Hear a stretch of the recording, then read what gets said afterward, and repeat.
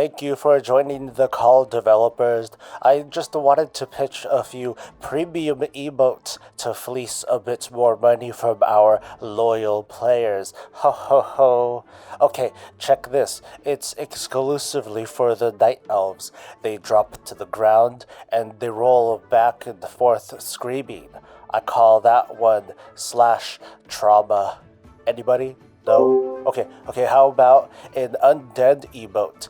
They hold up a sign that says Sylvanas, not my war chief. I call this one /denial. Hey, I haven't even shown my lewd emotes yet. Hey, it's Soul, and welcome back to Warcraft Weekly. I want to give a big thanks to the well wishes, and I'm feeling good enough. How about that? Good enough. We're brought to you by the amazing people from our Twitch channel and our valued patrons, including Drixie, who's stepping it up, and Jeffrey, and KG. What? The Cage? Probably not, but ooh, what a fun thought that would be. The majorest news this week is on the upcoming patch 9.0.5 patch it's coming next week. Damn, like they're not even taking advantage that technically Blizzard could release the patch on the 30th and the 31st and still, technically be on the mark. A release candidate build was deployed this week with a few more last minute changes, including a rework of Serrated Bone Spike for Necrolord Rogues and what happens when you pick up your first key of the week. I'm talking about Keystone Dungeons. I'm going to talk more on that a little bit later. The patch is living up to its mission statement with nothing actually new to do. A handful of balancing tweaks and lots of changes to Covenant abilities and legendaries that haven't been as popular, meaning the patch won't exactly affect everybody. It's kind of like being at a pizza place and the person serving you food is like, hey, we updated our boiled broccoli, you should try it. And I'm like, I'm here for pizza. Some of us might think this patch didn't have a lot going for it because popular selections have not undergone the same level of changes, but changes and balancing are not the only things coming. 905 is also a triage addressing some glaring issues with the mission table and very notably Mythic Plus. Blizzard is trying to tackle the problem of gearing early, inserting Valor points as a progression system more than halfway through a season, and this is bound to feel a little bit awkward. Some are going to see it as meaningless, while others will see an impossible hill to climb, while others are still like, hey Blizz, they said I was gonna have a better chance at gear from raids, while I would say, well, technically it's 33% more gear for the raid and not you. We're also approaching the point when Shadowlands 9.0 features are about to expire for players who are at the front line. Next week is when the first players will be able to hit Renown 40, and soon after will have earned enough of those redeemed souls to fully upgrade their Covenant Sanctum. Afterwards, the weekly quests that award Renown and such will instead give 1500 gold and 500 anima. It's a sort of pitiful amount that sends the mixed message of, well, you might as well do it, it's better than nothing, but also says, you can ignore it, it's no big deal. The mission table is going to be a bit easier to run with a number of buffs across most of the Covenants. Torghast is adding this cheap little account-wide power-up to make sure that you never fall off those damn chains ever again. And there's a handful of other small changes and tweaks that I'll go over in my upcoming 9.0.5 quick guide. Now let's circle back to Mythic Plus and talk about a few last-minute changes that have some people scratching their heads and bitching too.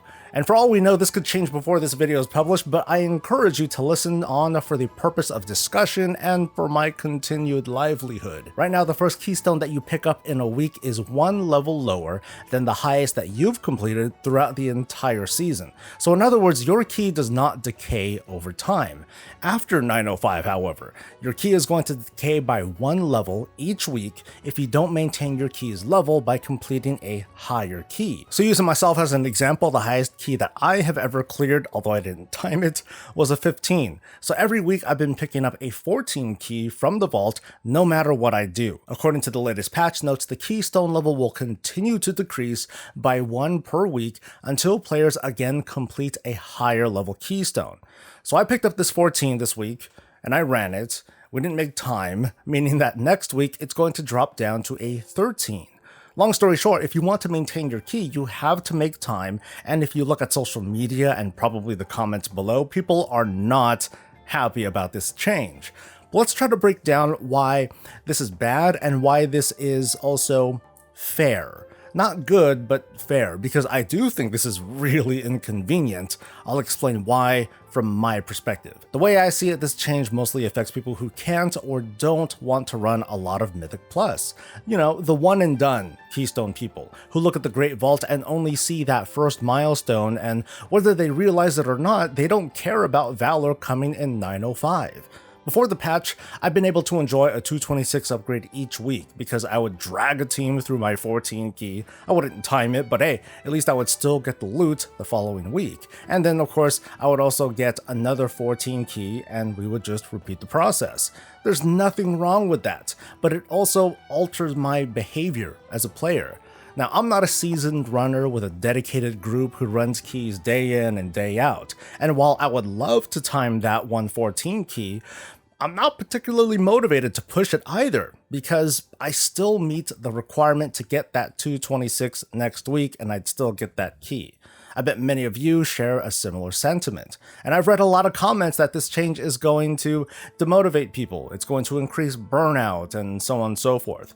As a commentator though, I look at that and I think, well, those people are just loot motivated and not challenge motivated. That is, they don't care about the activity as much as they claim.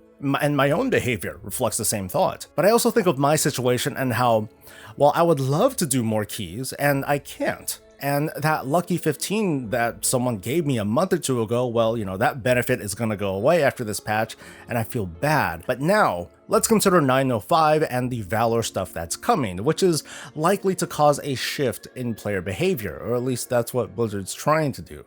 I already see it in myself because now I'm motivated to run and time a 10 on every dungeon. That way I can potentially upgrade my Mythic Plus pieces to a tier 13, and I still have that much room for upgrades despite how far we're into the season. Past that, I'll be okay with running keys low and high either for Valor, or for that one piece that I want to pour all my Valor into, or to maintain that 14 or 15 key, if possible. And failing keys in the meantime will at least drop additional loot as a pity present, which means more potential to get those pieces of gear that I want to upgrade. On top of all of that, of course, is the vault, and it's likely to fill up even more with more potential picks for upgrades or straight upgrades.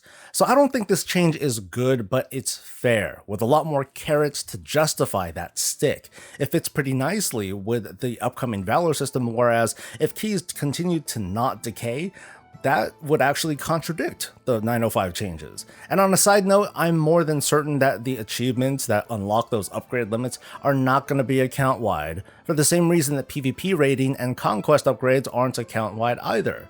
And there was one more small clarification. The gear that we get this week from the Great Vault, the gear that we get next week in the Great Vault from what we do this week, it's not going to be upgradable. I hear of some who wanted a little bit of that head start groaning about this too, but come on, we're in the middle of a season. You're not ahead of anybody at this point, okay? I think we can finally move on though. Cross-Realm Mythic Nathria is just around the corner. The Mythic Hall of Fame is closing this week. Blizzard made it official, and the Alliance, well, they're trailing behind as usual, but not much slower than we're accustomed to. Or is it? There are allegations over in China, top teams are boosting other guilds to earn the coveted Hall of Fame spots, and there are receipts, courtesy of Warcraft logs. It's been kicking up a bit of dust, with a lot of back and forth reasoning on what to do about this situation. Chief concern is among Alliance players who have been attempting to secure a spot of their own, and unfortunately have been denied. On the flip side, it's unlocking Cross-Realm Mythic that much faster, which brings up the question once again, why even have restrictions on Cross-Realm raiding, despite what Blizzard has said in the past? More and more, it feels like requiring both factions to complete the Hall of Fame is a source of toxicity rather than a celebration of the Horde and Alliance. Should there still be a separate Hall of Fame? Should there be a separate Hall of Fame per region in light of what's going on? Should there be a Hall of Fame at all? But here's my take. I do think that there's a value in a Hall of Fame for the most competitive of guilds, and those players would definitely agree. If that sense of competition and pride didn't exist, Warcraft logs that wouldn't have existed either. I don't think separating the Hall of Fame by faction has done anything to encourage top guilds to switch over to the Alliance side, but if we were to combine the two Hall of Fames, which I did, out of the top 100 guilds in the world, only 11 are Alliance. Odds are pretty good that if the Hall of Fame was extended all the way to 200 spots, we'd still only see that 10% representation of the Alliance. But if this is a more accurate representation of how the top raiding scene looks, you might as well be honest about it. I think this should be a Hall of Fame for the top guilds, period. Not the top guild per faction or region. Ian's hinted that the immovable faction divide is coming into question, and we'll have to wait an expansion or two from now to see how things change. In the meantime, this is what we have. Since this is a measure of prestige from Blizzard itself, it ought to be protected like one, meaning the Blizzard team should authenticate every one of the 100 kills, which, from an administrative position, it should be feasible to do. The top 10 or so guilds, those should be the easiest because they're probably streaming their kills too. The rest, though, would take time for an admin or somebody to make sure that there aren't any account sharing shenanigans going on before certifying a kill. It's work, yeah, but I think it's the important kind of work, and it's only 100 guilds. It took about a month for the 100th kill between both of the factions, meaning Cross-Realm Mythic could have been a thing about a month ago. I'm sure that when it comes down to certain milestones like top 25 or top 50 or those final ranks leading up to 100, there's going to be some nail biting because Raider.io might have logged 100 kills, but we still need to wait for like official certifications or something. It's a small price to pay for maintaining the Hall of Fame prestige, and totally my opinion, and that is the news. Whew. Next week comes the dawn of a new patch, which will frankly not change everything.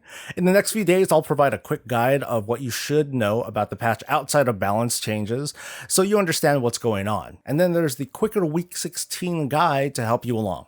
Thanks a bunch to all of you for your well wishes, although so far, I'm just not much better than before. I just look more presentable, I guess. So please, oh please, keep sending those positive vibes and energies and whatevers. It's greatly appreciated, and we'll see you in patch 905. Until then, though, stay safe, stay healthy, and stay breezy.